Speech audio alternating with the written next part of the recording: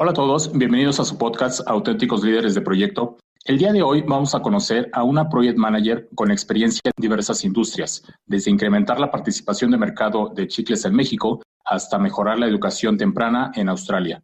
Tiene un amplio conocimiento de Big Data y métricas de crecimiento.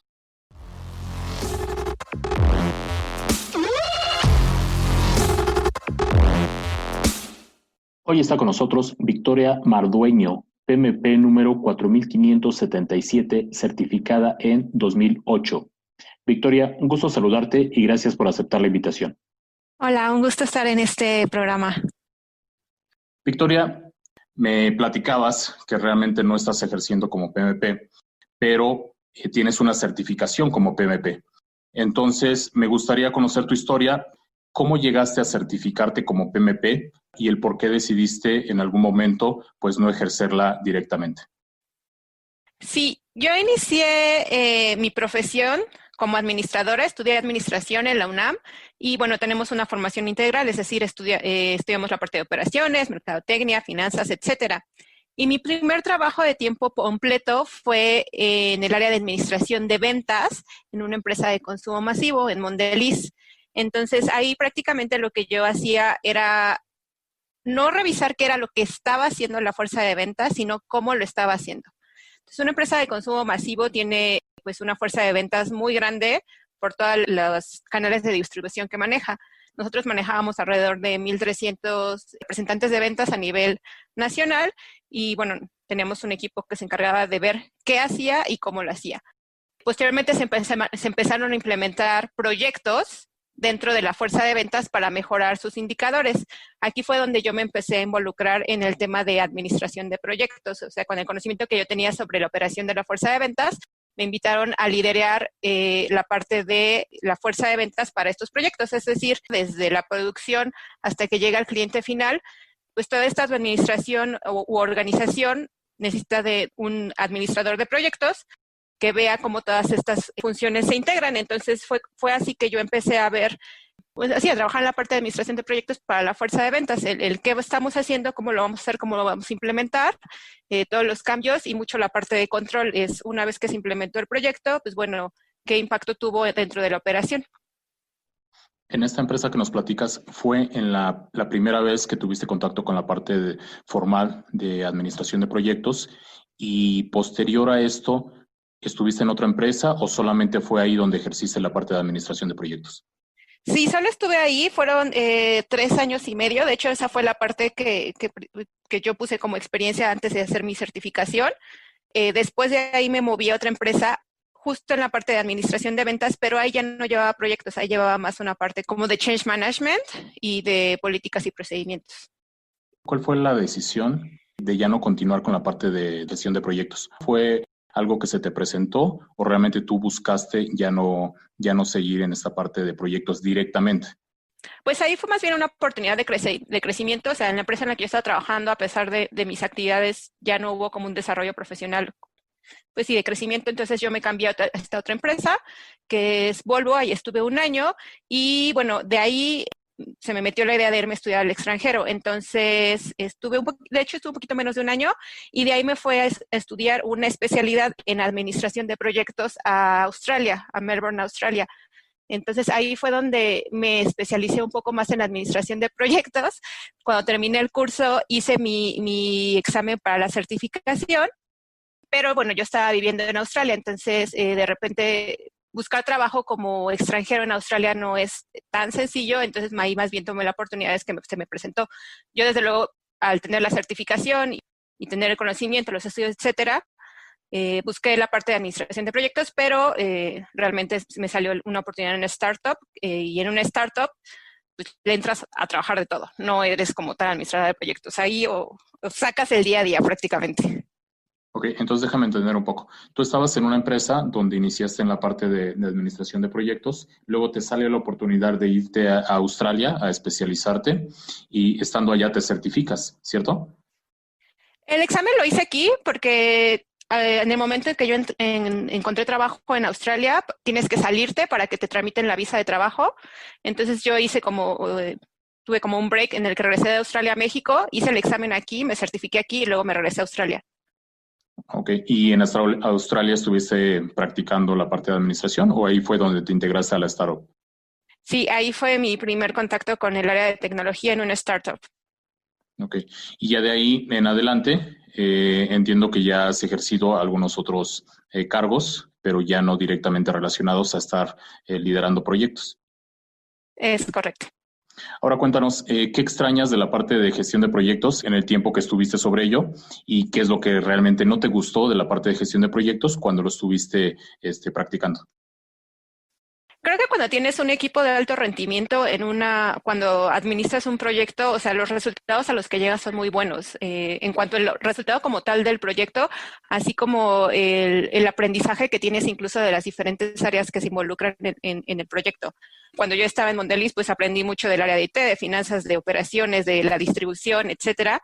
Entonces, creo que es muy enriquecedor la parte de administración de proyectos cuando se hace de forma correcta, o sea, como lo digo, con un equipo de alto rendimiento. Y pues la parte que no me gusta es justo cuando la gente piensa que el administrador de proyectos pues, es la nana del proyecto, ¿no? Que tiene que estar ahí persiguiendo a todos con sus actividades, estar ahí de chaser, pues esa parte definitivamente no me gusta porque es un concepto erróneo. Sí, de hecho es una parte que muchos de las personas que hemos platicado con ellas nos comparten. Yo creo que es de las partes que menos agradan para un administrador. Entiendo que también ya has tenido trabajos en otro tipo de empresas y me refiero a empresas como Airbnb, como Uber, como Cabify. ¿Qué le dirías a la gente que tiene una cierta aspiración por entrar a ese tipo de corporativos? Creo que toda persona puede entrar, adaptarse e integrarse, pero si tú tienes la ventaja de tener conocimiento tecnológico, también tener un conocimiento matemático, un poco de desarrollo. O sea, yo como tal soy administradora, pero conozco de SQL. O sea, lo aprendí cuando, como bien lo comentaste, pues bueno, tengo experiencia trabajando en Airbnb, tengo experiencia trabajando en Didi. Entonces, sí es súper importante que se involucren en la parte tecnológica. Ya hoy en día si no sabes manejar ciertas herramientas, como en el pasado era, si no sabes Excel no encuentras trabajo, bueno, pues ahorita para entrar en una startup o una empresa de tecnología, por ejemplo, si no sabes SQL, pues es difícil, o sea, te da una ventaja competitiva cuando lo sabes.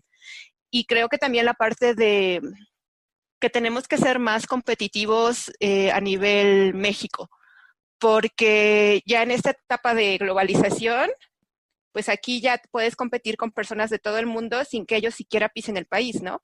Entonces, o sea, ya igual el inglés ya no es opcional, el análisis numérico no es opcional, tienes que desarrollar todas estas aptitudes, habilidades para entrar, incluso sea recursos humanos, no solamente para la parte de análisis de datos o de ventas, etcétera. O sea, todas las áreas tienen que tener esta parte del conocimiento tecnológico para entrar, porque también considerando que pues estas empresas que están, por ejemplo, en San Francisco, pues todo el headquarter lo manejan desde ahí y no necesitan tener forzosamente a alguien local en los diferentes países. Ahora que comentas de las habilidades profesionales como base, ¿crees que la parte de gestión de proyectos también sea una parte de una habilidad esencial? ¿Para ti lo ha sido? ¿Te ha servido? ¿O sinceramente es algo que no aplicas?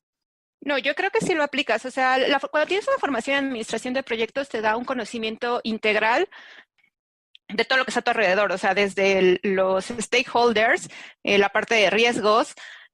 Entonces, eso lo aplicas en tu día a día, en tu trabajo. O sea, incluso para juntas involucrar a todos los stakeholders, porque sabes que este pequeño, quizás no proyecto, pero esta junta o estos resultados o este objetivo que tienes les va a impactar, pues los tienes que involucrar, tienes que considerar cuáles son los riesgos del plan o la estrategia que estás haciendo.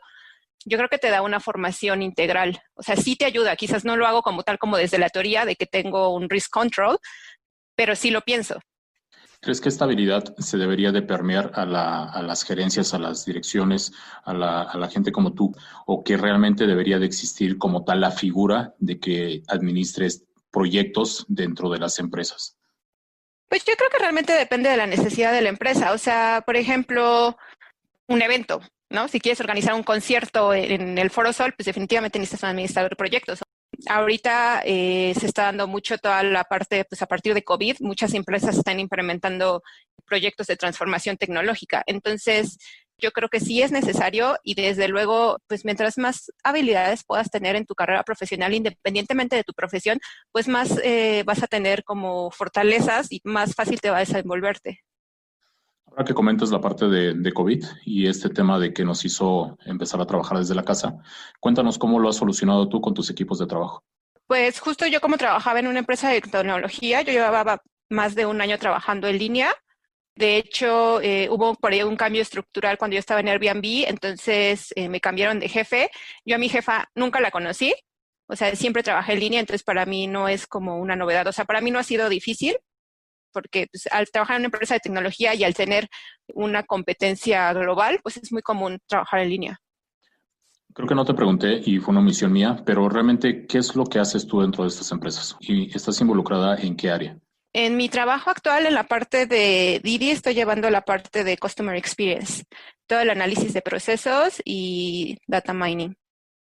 ¿Utilizas alguna metodología conocida o alguna práctica para poder organizar tus tareas, como por ejemplo Scrum, Kanban o alguna otra práctica que utilices? Sí, la empresa como tal pues maneja toda la parte de Agile, como de metodologías ágiles, pero sí, o sea, manejan Scrum, manejan Kanban. Seguramente no los has conocido, pero seguramente habrá perfiles dedicados a gestionar este tipo de prácticas, ¿no? Como los Scrum Masters o Product Owners o ese tipo de perfiles, ¿no? Sí, o sea, hay mucha gente que me dice que pues por ser Project Manager yo podría ser como Scrum Master. No es que no la pueda hacer, o bueno, tendría que obviamente perfeccionarla, pero mi visión es diferente. Yo no estoy de acuerdo en que Scrum y Project Manager van de la mano. Yo creo que la posición de Project Manager es como arriba del Scrum Master porque tiene una visión más integral. O sea, la parte del Scrum Master, como trabajar con los MVPs y los entregables como en metas a corto plazo. Sin embargo, un administrador de proyectos pues tiene una visión más allá, o sea, tiene la parte de la visión de finanzas, la parte de operaciones, quizás integrar recursos humanos, adquisición de talento, etcétera. La parte de Scrum es diferente, o sea, tiene la parte de Design System, la parte de Product y la parte de Customer Experience. O sea, son elementos diferentes a los que lleva un Project Manager. También encontré en tu perfil de que estabas en proyectos de Big Data, ¿no? ¿Qué nos puedes contar sobre Big Data y métricas de crecimiento? Ay, que no es fácil.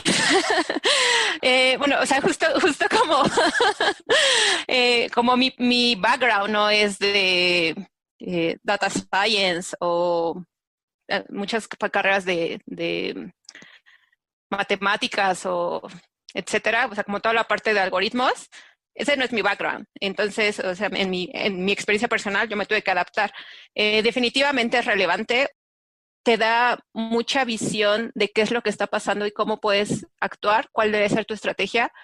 Hoy en día no puedes planear sin el número, sin saber qué es lo que está pasando y hacer como, la parte de Big Data es como hacerlos, ir lo más profundo que puedas en la exploración o el análisis de los datos. Después de repente sacar el promedio del país no te dice nada. Entonces, definitivamente la parte de análisis de datos va de la mano con la estrategia de todas las empresas, o así debería de ser. Si no, es como dar un paso en blanco. ¿Qué más nos puedes contar, Victoria, sobre esto de que naciste en la parte de administración como tal en la universidad, después te fuiste del país a estudiar la parte de la certificación, regresas, te certificas, entras en algunas otras empresas, conoces la parte de Agile dentro de estas empresas? ¿Cómo ves tú el panorama ya en términos generales? O sea, allá él habla de poderte adaptar rápido y no tener un plan de 12 meses que quizás a los 6 meses ya no te sirva. Entonces, como seguramente sabrás, la parte de Agile o de Lean Startup se aplica incluso en empresas como General Electric, que no es una empresa de tecnología, es una empresa que busca implementar rápido, aprender y tener como la parte de feedback y volver a implementar, ¿no? Como todo este círculo. No precisamente se ocupa en empresas de tecnologías, que creo que es algo que no debemos de tener en mente. O sea, así como los project managers no son solo para IT, la parte de Agile no es solo para empresas de tecnología. Todas las empresas lo pueden implementar. Entonces, creo que sí es importante que tengamos conocimiento de estas tecnologías, aunque sea de la forma más básica, que los líderes estén abiertos a implementarlo, porque de repente existe mucha resistencia a todo lo nuevo, ¿no? Siempre es el clásico de yo lo he venido haciendo así y así lo voy a seguir haciendo. Pues no, obviamente las empresas que se adaptan más rápido son las que tienen pues, mayor posibilidades de sobrevivir. Por ejemplo, ahorita con el tema de COVID, hubo muchas empresas que, no sé, que se adaptaron y que dijeron, bueno, implemento, por ejemplo, en productos, ¿no? Que en un producto no es algo que compres, que consumas en línea.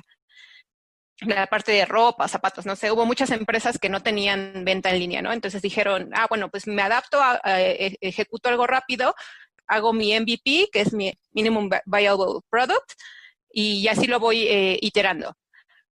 Hubo empresas que hicieron eso y ahorita ya, pues bueno, probablemente están recuperando una parte de ventas, están planeando la estrategia de esto que pues, no se va a quitar pronto. Y seguramente hay otras cantidad de empresas que al día de hoy, después de 3 meses de COVID y que todavía va a haber más, no han hecho nada, ¿no? Entonces, creo que definitivamente desde la parte de liderazgo tiene que haber esta apertura. No tienes que planear en un año para poder ejecutar. La práctica tanto ágil como la práctica predictiva es algo que las personas, si lo saben y lo pueden aplicar en su vida diaria, pues es algo que los va a ayudar bastante, ¿no?